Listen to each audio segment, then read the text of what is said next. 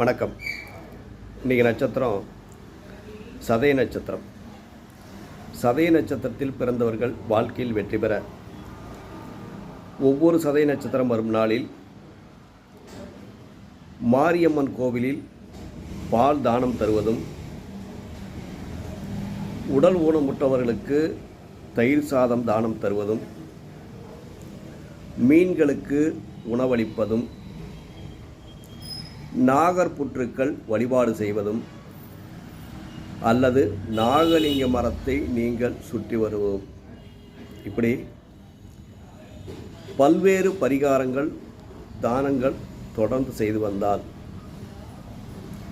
சதய நட்சத்திரம் 100 அல்ல 1000 மடங்கு வாழ்க்கையில் வெற்றி என்பது வாழ்நாள் முழுவதும் உங்களை கண்டிப்பாக தேடி வரும்.